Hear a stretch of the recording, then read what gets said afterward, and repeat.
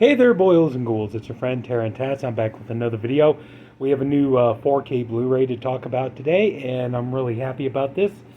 Got this in and checked this all out, and I'm actually really happy with it.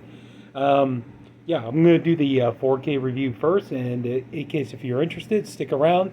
After I do the review, I got a couple of cool things to show, so if you might be interested in seeing that, hang tight. So anyway, so we'll go ahead and we'll start with this. Today we got from Arrow Video, we got the 4K release of Basket Case, Frank Cannon Classic. Let's see here. I'm trying to figure out what year did this come out. I don't remember. Anyway, so yeah, this is a movie I've definitely watched quite a few times growing up. I've seen it on not really DVD, but I have seen it back in the VHS days and um, uh, Blu-ray. I never did, I will say for me personally, this is actually a really nice upgrade to get because I never got this on the Arrow Blu-ray. I had the Something Weird Blu-ray edition of this, and I will say, yeah, this is very much a really good step up from that Something Weird Blu-ray, but still, wow. I'm actually really happy I got this.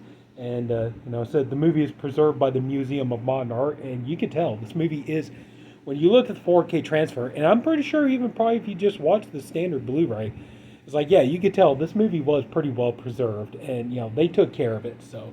And Hennon Lauder took care of it and made sure his movie stayed well preserved, so.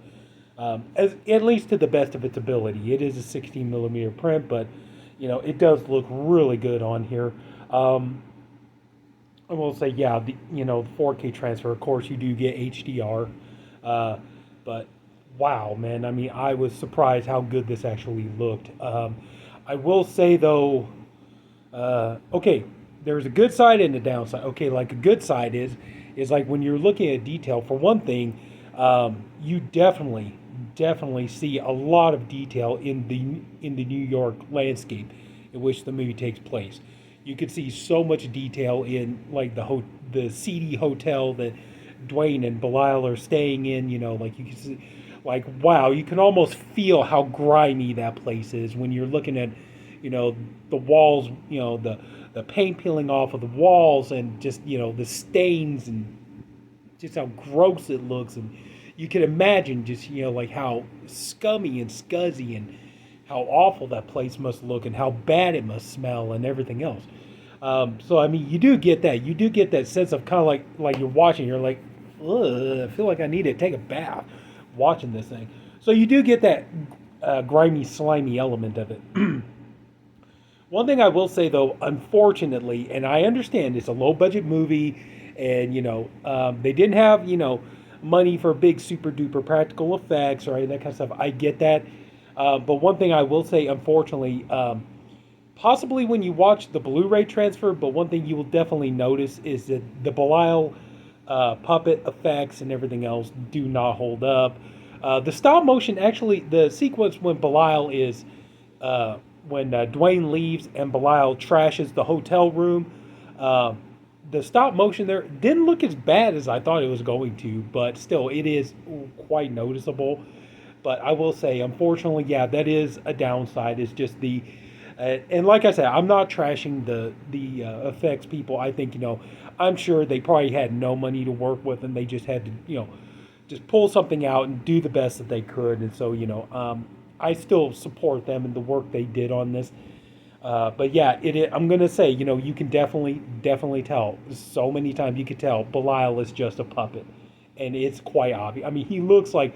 He looks like if you took a Muppet, almost. I hate to say, he almost looks like if you took a Muppet and dipped him in a deep fryer. That's pretty much what he looks like. But anyway, so but other than that, I will say though, like I said, this is a 4K restoration of a 16 millimeter transfer, and I know I'm not the world's leading authority on this stuff, but wow, I am stunned at actually how good this looks. I expected it to look really, really just ratty. I mean, I just, so, I mean, yes, there is a level of grain throughout the film and everything at 16 millimeter, but I'm surprised how actually polished the film looks. I don't think they did any kind of like DNR or any of that stuff, but just I'm surprised at how nice and clean of an image they got off of the 16 millimeter film print. But like I said, you could tell this movie had been preserved. Um, I will say probably if I had to give a comparison, say okay, is there like another movie? Okay, I would compare it maybe kind of similar to how the original Evil Dead looks on 4K. And that's another excuse me, that's another 16 millimeter movie that that was restored and looks really good on 4K, and this movie does as well.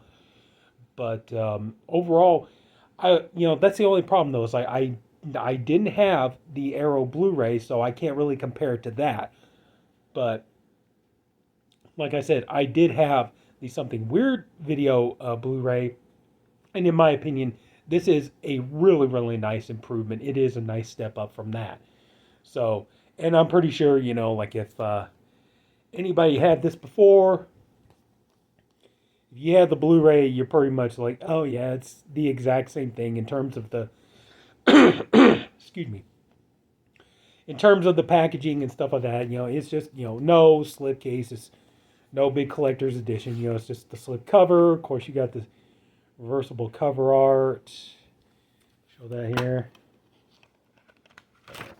You got the one side, you got the other side. So I'm pretty sure it's very, very much. I'm sure people are like, dude, it's just all it really is just a 4K upgrade of the Blu-ray and everything else. Which you may be right, but still. So there you go. You got the 4K disc. I'm not sure. Like I said, I never had the Arrow Blu-ray, so I don't know if the artwork on the disc is the same. You got the little book collector's booklet here. I almost forgot. In terms of sound quality, yeah, I'll get to the specifics here in just a minute. But honestly, yeah, I think they used the original mono soundtrack. And in which case, if you're watching it on just your regular TV with your regular speakers and stuff, it's like it's not going to sound particularly well. You're going to have to pretty much crank up the volume to be able to hear it. But of course, if you got a good sound system, you're fine. So anyway, here's like the little card here. I guess this is a one that they're getting ready to put out, I guess. I don't know. But you got your poster here, which basically is both sides of the, I mean, it's, where's the weight? Sorry, I'm trying to figure out the right place to grab. There it is. Which basically it's just both sides of the cover artwork. You got the one there with Belial jumping out at you. And then you got that one there, which I believe that's the original poster art. So. But anyway, so you got that. And then, you got your collectible booklet here. Belial on back. See, yeah, you could tell it was a puppet. And so you got some comic inserts here. So that's kind of cool. Let's see.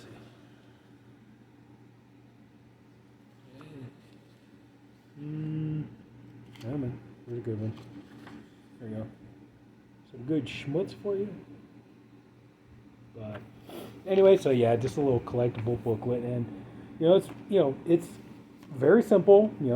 Pretty much it's nothing major, not a huge difference. I think from the Blu-ray, I think it's very similar. It's just now, it's an upscale 4K disc.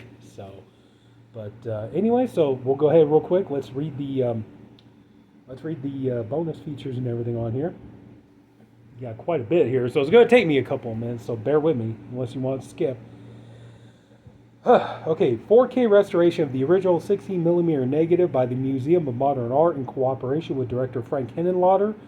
4K UHD Blu-ray presentation in Dolby Vision, HDR10 compatible. Original uncompressed PCM mono audio. Optional English subtitles for the deaf and hard of hearing. Audio commentary with writer-director Frank Henenlotter and star Kevin Van Hentenryck. I hope I pronounced that right. Archival audio with Frank Henenlotter, producer Edgar Ivins, actor Beverly Bonner, and filmmaker Scooter McCrae. Basket Case 3.5, an interview with Dwayne Bradley. Short film by Frank Henenlotter, Me and the Bradley Boys. interview with Kevin Van Hentenryck, a brief interview with director Frank Henenlotter, a strange 27 interview with the director, Seeing Double, the Basket Case Twins interview with actors Florence and Mary Ellen Schultz, Blood Basket and Beyond interview with actor Beverly Bonner. Let's see here, the Latvian Connection. I hope I pronounced that right. Featurette including interviews with producer Edgar Ivans, casting person, actor, let's see, Izzy Belladis? Sorry. Associate producer, special effects artist, Yugis Nigels, and Belial performer, Kika Nigels. Let's see. Belial goes to the drive-in interview with film critic Joe Bob Briggs. Basket case at MOMA. Footage from the 2017 restoration premiere. What's in the Basket feature-length documentary covering the 3 films in the Basket Case series. In search of the Hotel Broslin archival location featurette. The Frisian of Fission. Basket Case, Conjoined Twins and Freaks in Cinema video essay by Travis Crawford. Slash of the Knife, short made by Frank Henenlotter, featuring many of the same actors from Basket Case, including optional audio commentary with Frank Henenlotter and playwright Mike Ben. I can't pronounce that last name. I'm sorry. Basket Case. Basket Case and Slash of the Knife outtakes. Belial's Dream. Animated short by filmmaker Robert Morgan. Extensive image galleries, trailer, TV, and radio spots. Reversible sleeve featuring original and newly commissioned artwork by Sarah Deck. Sarah Deck. Double-sided fold-out poster featuring original and newly commissioned artwork by Sarah Deck. Collector's booklet featuring writing on the film by Michael Gingold, and Basket Case comic strip by artist Martin Trafford. So there you go. So yeah, you definitely got a wealth of bonus features on there. I will say though, it's like now thinking about it, it's like, okay, we got this one on 4K. I wonder how long we're gonna wait. What are the odds we're gonna get Basket Case 2 and 3 on 4K in the near future? So that way you have all 3 of them. But I don't know. But overall, like I said, for me personally, I'm really happy that I got this. And I will say though, chances are probably most likely I'm sure that there are people out there who did buy these like on Blu-ray and stuff, like, oh, I bought the Basket Case Blu-ray. They would know better whether or not it's like, well, the upgrade would be worth it, or the upgrade, it's not something you need to jump on right away. But like I said, for me, it was totally worth it. And I do think that the picture quality, I'm stunned really at how good of a job that they did with this and how good it looks. So I would say, yeah, I mean, if you're definitely a fan of the movie, and but I am going to warn you right here and now, like I said, just the effects are definitely going to look very obvious. And, you kind of like when you're watching it and you kind of see like, okay, the practical effects don't really hold up and stuff like this. You could definitely see, but why this movie was such a big deal back in the VHS days, because, with VHS quality, you couldn't really see anything. So yeah, it makes sense why this one did so much better on VHS. But anyway, I would say, yeah, go ahead and pick it up. If you never got the Arrow Blu-ray and you want a nice upgrade, I would definitely say go ahead and pick it up. I think it's worth the money. So, and I got this for a good price off Diabolic. So, yeah, I'm happy I got this. I'm pleased that I now have Basket Case on 4K. So, okay, so just real quick, I just want to show you a couple other things I picked up, and I can go ahead and let you go. So yeah, found these 2 things I got at a Goodwill, and this one I got for 99 cents. I thought this was pretty cool. We have the CD soundtrack of Santa Claus is Coming to Town, plus it actually has both that and Rudolph the Red-Nosed Reindeer soundtrack on here. So you got 2 soundtracks on one CD for 99 cents. I thought that was a pretty good deal. So, I mean, obviously, okay, they only had like 4 songs, So that makes sense why they included the Rudolph soundtrack. So I thought that was pretty cool. I do have the Rudolph soundtrack, but now I can sell that off because now I got both of them on one disc. This shocked me to find this. I've been wanting to pick this up for quite a while. I've seen it before. Uh, Interesting documentary, especially if you're a fan of the story. We have My Amityville Horror. Not bad. $1.99 for this. Found it. Yeah. I did look around. I was trying to see. Wait a minute. They got this IFC documentary. Do they maybe have some of the other ones? Like, for example, like that. I think it's called Jeffrey Dahmer Files or something. I did look. This is the only one I could find. But yeah, I mean the case is a little beat up, but hey, the disc is in pretty good condition. So I found that. But yeah, this is in case if you don't know, for the Amityville Horror, this is a documentary about Daniel Lutz, who was in the Lutz family, he was the oldest son, and basically it's a documentary talking about his experience, living in the Amityville house, and then, his life and his future and things like this. So that's really what it's all about. But yeah, it's an interesting documentary. I am pretty much of the opinion, though, I think the whole thing was a hoax. I have heard rumors that supposedly, I don't know if it's true, but I have heard rumors that supposedly George Lutz did make a deathbed confession, and he admitted that, yeah, the whole thing was a hoax. It was a sham. But I don't know if that's true or not. But even still, it's still an entertaining story, and so yeah. And you do get some time with Lorraine Warren in here.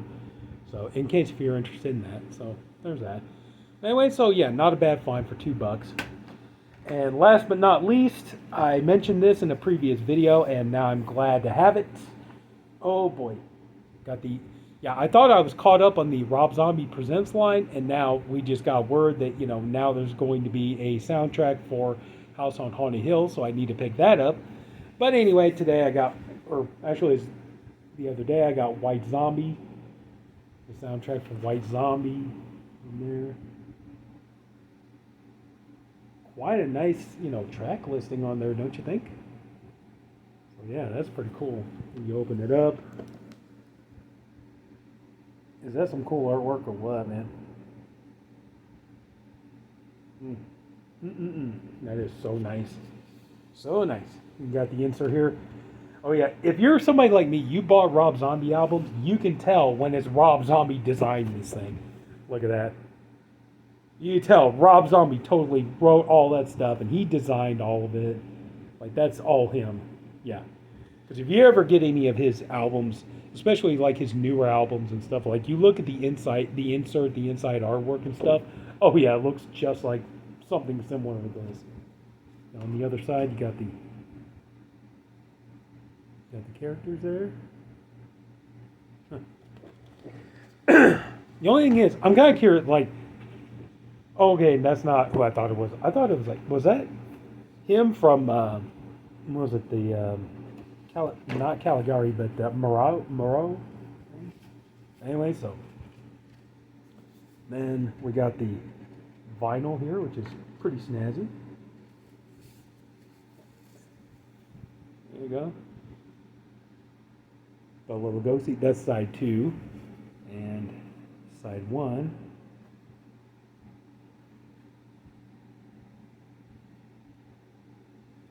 So that's pretty nice. Yeah, I'm glad to have this.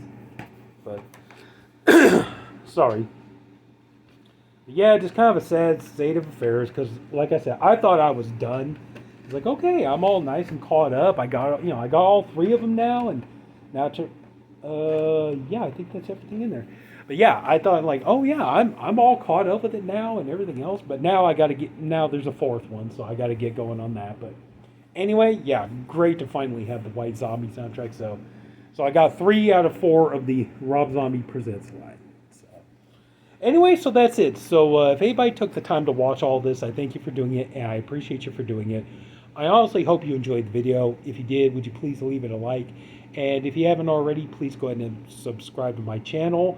And that's it, everybody. Take care. Have a good night. I'll talk to you later.